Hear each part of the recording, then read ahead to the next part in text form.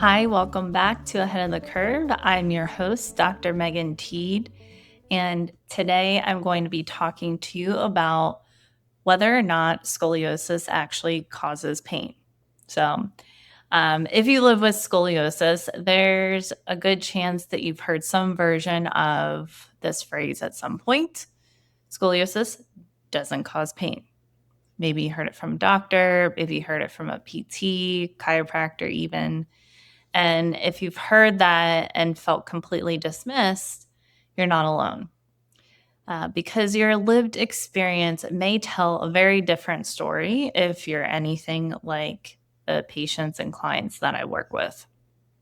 Many adults with scoliosis report back pain, leg pain, rib pain, neck pain, arm tingling.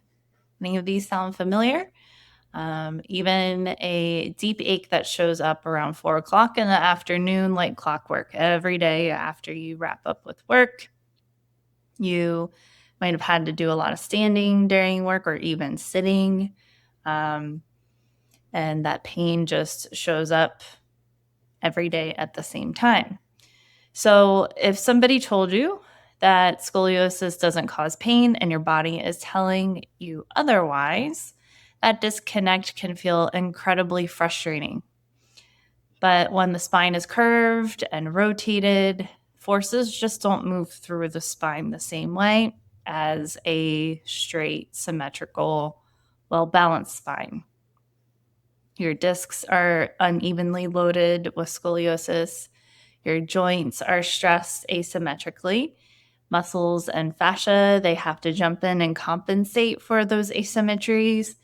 So it's not irrational that it can hurt. I mean, you just look at somebody's x-ray that has scoliosis and you compare it to somebody without scoliosis, and it's pretty obvious that it wouldn't be out of the realm of possibilities that the person with scoliosis would have pain.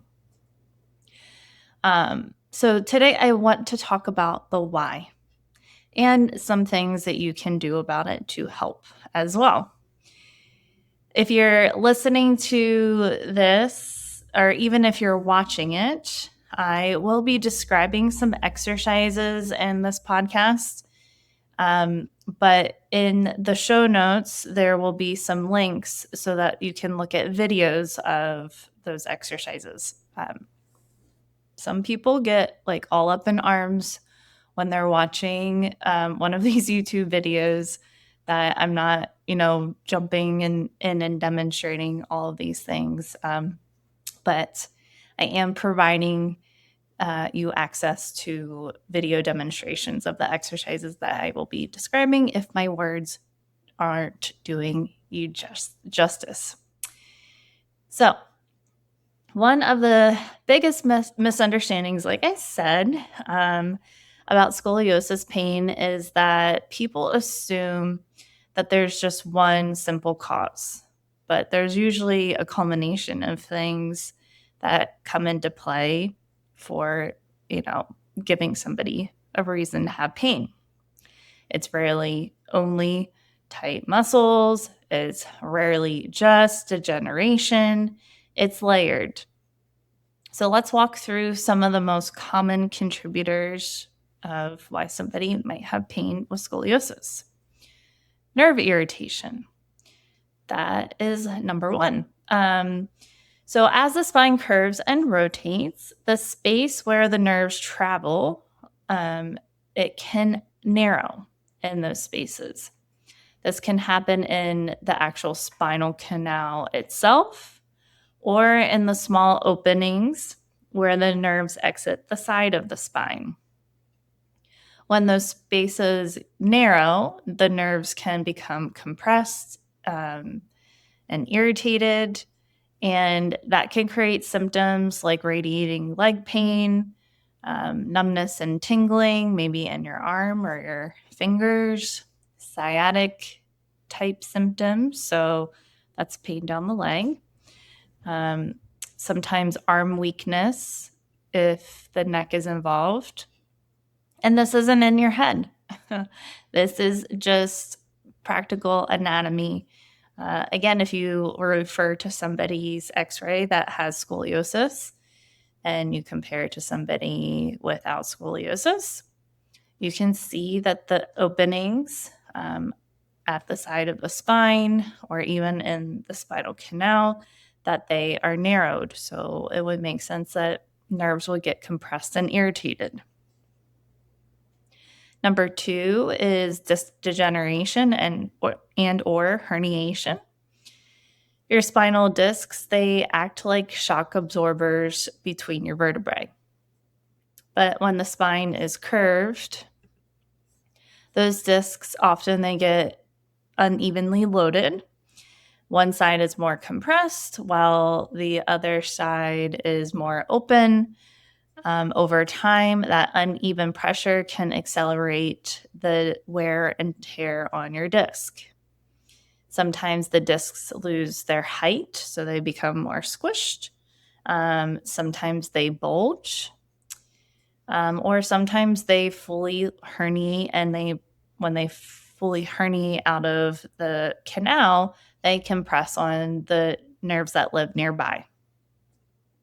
And then obviously when you're dealing with that, you're also dealing with inflammation because the brain kind of sends this alarm to try and heal that area. And one way that the body begins to heal the area is it sends an increase of blood flow to the area, which is inflammation. And when you have that involved, you've got a recipe for some flare-ups to happen potentially. Number 3 is fascial overload and myofascial pain.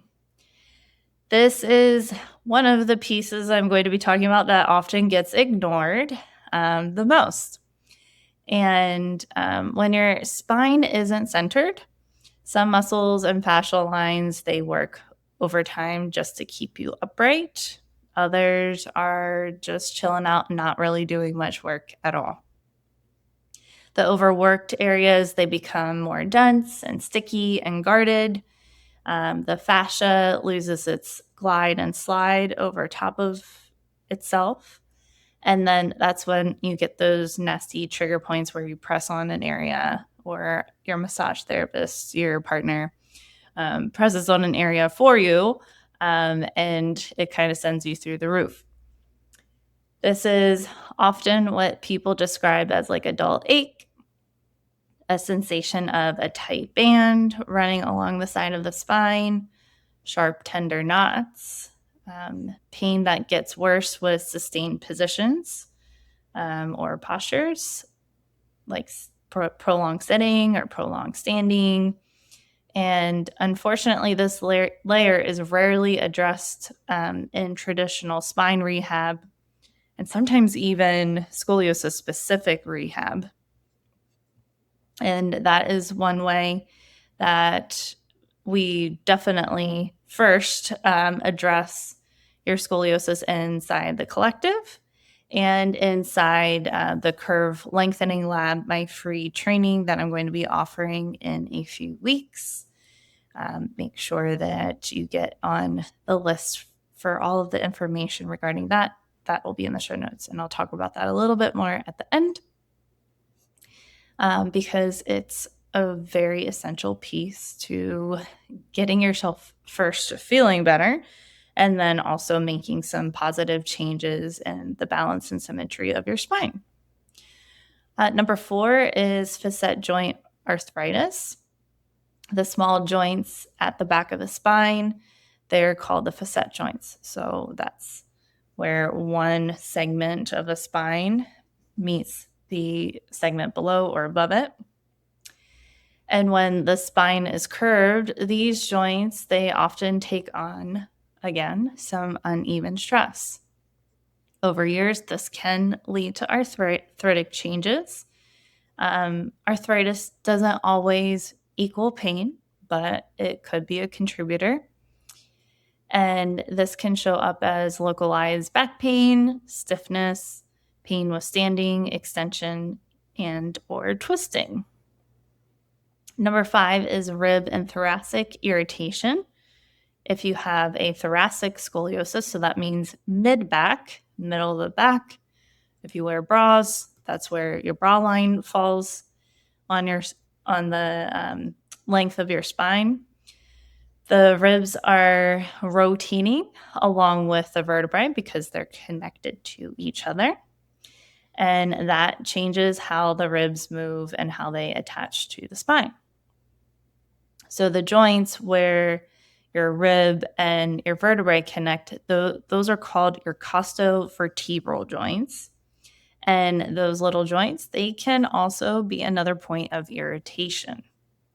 This can feel like pain a few centimeters away from the spine, pain that wraps around the rib cage, discomfort with breathing, like a big deep breath, and you feel that deep ache that kind of wraps around your rib cage.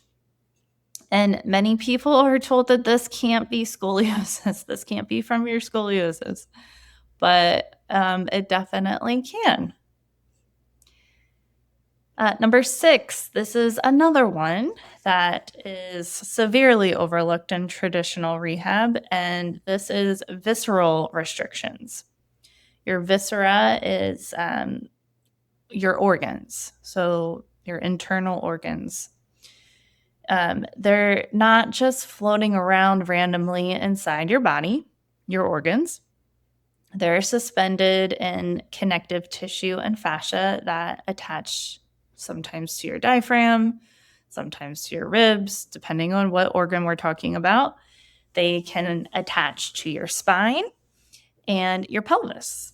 So, those are a lot of attachment points that would affect the way that you're feeling when you're moving around.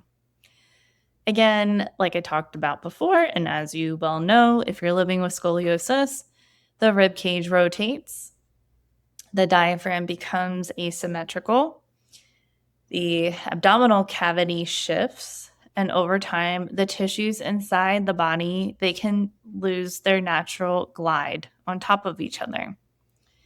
When that happens, you might feel pain in your shoulder or pain in your hip. It shows up like musculoskeletal pain does. It doesn't necessarily have to be within the abdominal cavity that you're experiencing pain when it's coming and originating from an organ. So that's where it gets really tricky. And that's where people kind of freak out when they're seeing me in person or if I'm working with somebody online and I start to talk to them about where their pain might be originating from. And I say an organ, and they're like, what? What's wrong with my liver? And they get a little bit upset. But it's nothing that is, physically wrong with your organ. It's mechanically, mobility wise, it's not moving like the other joints in your body move. So if you're, for example, your diaphragm and your liver, they sandwich on top of each other. If they're not able to slide and glide over top of each other when you're trying to rotate and walk, your liver is the size of a football inside of you. Diaphragm is basically the cross section of your body. If they're not able to mobilize well on top of one another, it's going to give you pain when you're taking a step, when you're walking, or when your respiratory rate goes up. You might start to get some pain in your neck or in your shoulder. And that feeling of restriction isn't always originating exactly where you're having pain. The next one is fatigue pain, number 7. And this contributor is pretty simple. I think most everybody that experiences scoliosis or has scoliosis, they know exactly what I mean about fatigue pain. And you might not even call it pain. You might just call it an awareness in your body. And that comes from holding yourself upright over a curved spine and the sticky fascia and all the things. Your muscles, they just have to work harder to keep you upright and to keep you as balanced as possible to walk around the world throughout the day. And by the end of the day, those muscles are feeling fatigued. And when they're fatigued, you kind of start hanging out on your ligaments and your joints. And the burning or like a heavy ache at night, that's very often from fatigue. Next, I'm going to talk about what triggers a flare up. And most people with scoliosis, they start to notice some patterns with these flare ups. It's a good idea if you do experience flare ups to start taking some notes so that you can figure out what might be triggering some of these flare ups. Very common ones I'm going to list here: vacuuming or sweeping, carrying kids on one hip, standing for a prolonged period of time while cooking. So when you're standing, tend to kind of let your hips rest on the counter and sink into the low back. And you might not even realize it. And that compression over time can trigger a flare up. Sitting for hours at a desk. If you have no awareness of your scoliosis and the way that you're sitting, most of the time we default to sitting with what most of our weight shifted over onto one hip.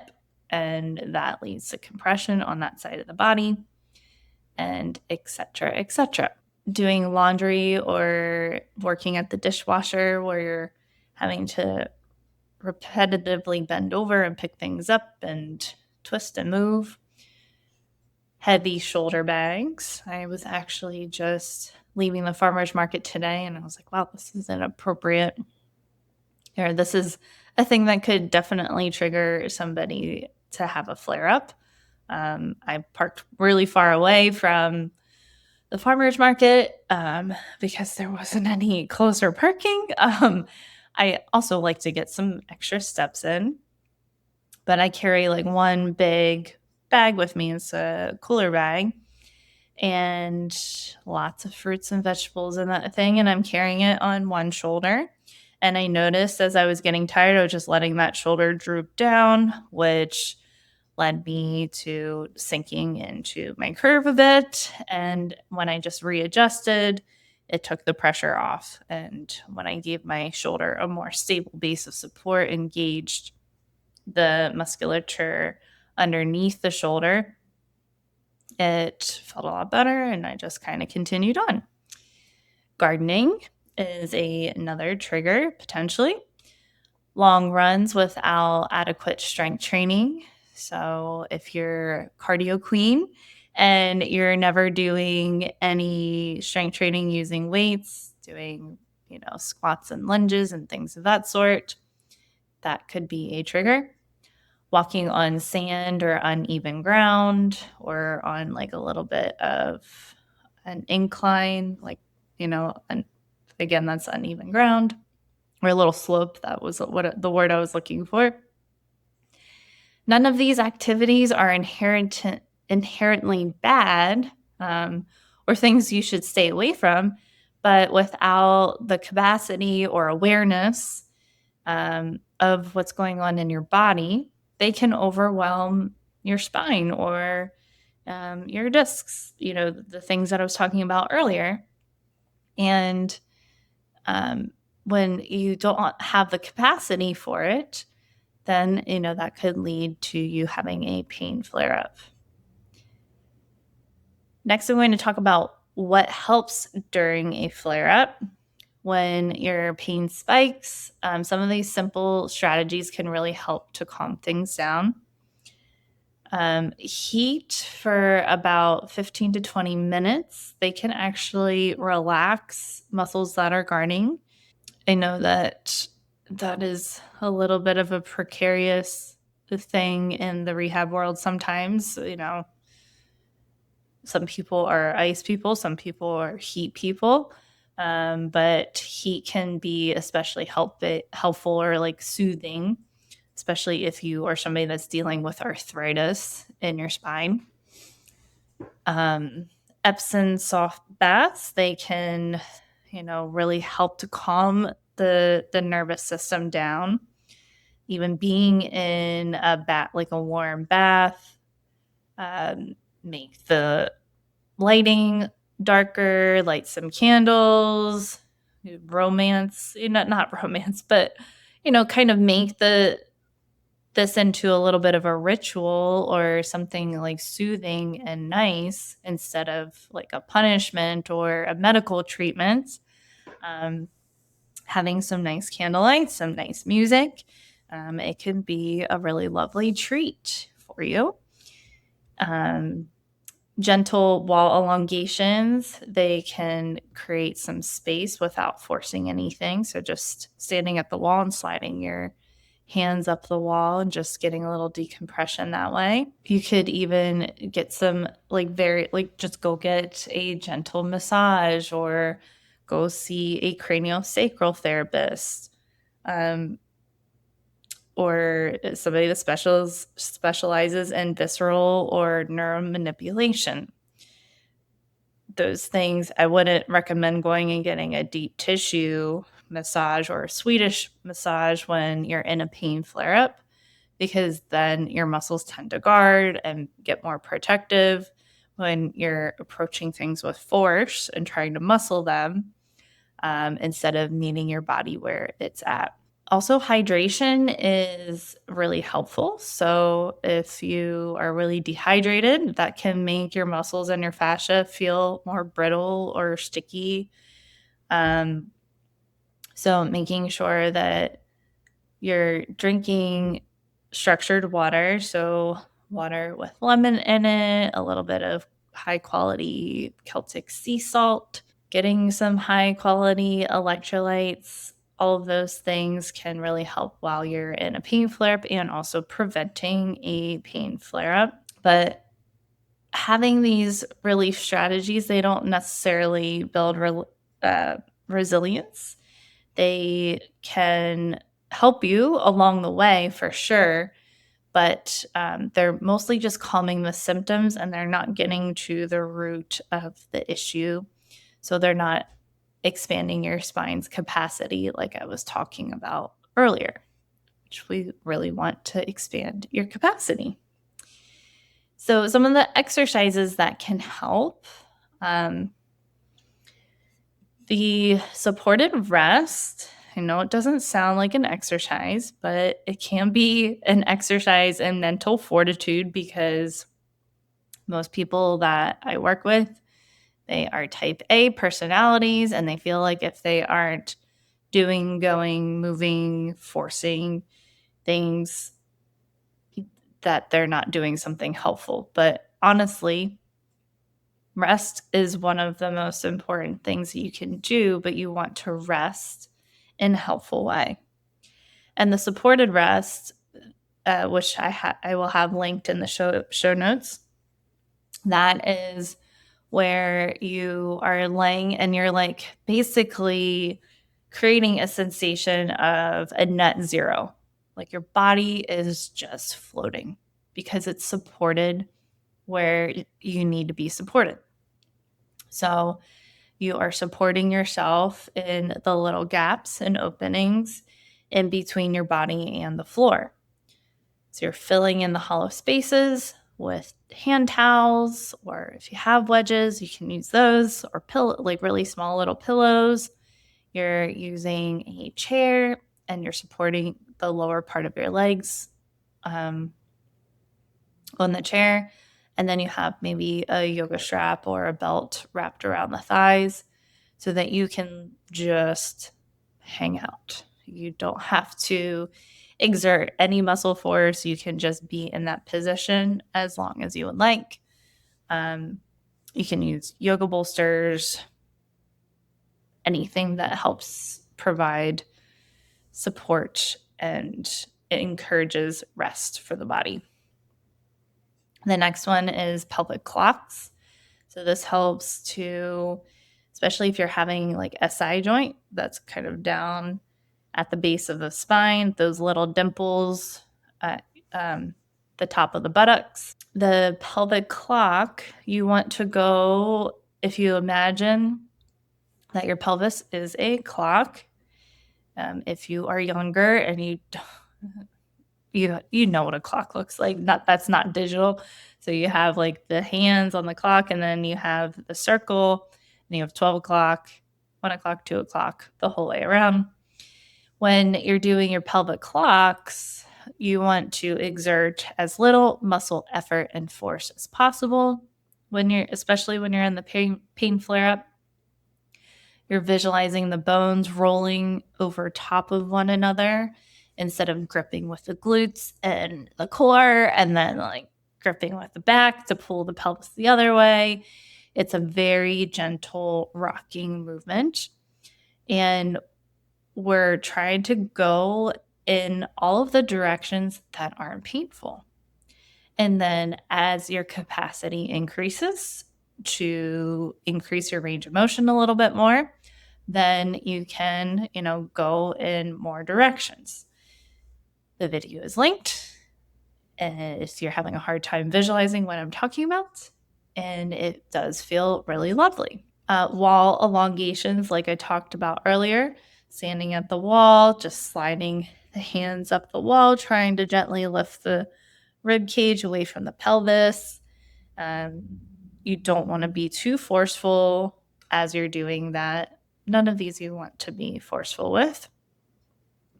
You just want to provide some space, some ease in the body, and some decompression for the areas that are feeling cranky. Self-myofascial release.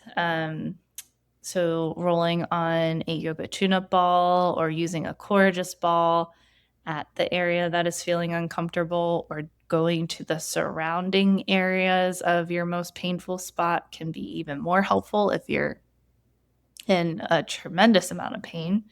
You don't necessarily want to go directly to your hot spot where you're having most of the pain. You want to go around all the surrounding areas and find tender points along the way. Breathe into those tender points, and that can be extremely helpful. Doing cat-cow in a spinal wave motion. When somebody does a cat-cow traditionally, you tend to have like this just one big peak at one part of your spine instead of a gradual slope all throughout the spine. So when you're doing them, you want to think about both sides of the spine rounding equally. So trying to get that collapsed area to open up as much as your open area. And then when you go the other way, similarly, you want to try to have that movement come through the entirety of the spine instead of just hinging and moving at only one segment.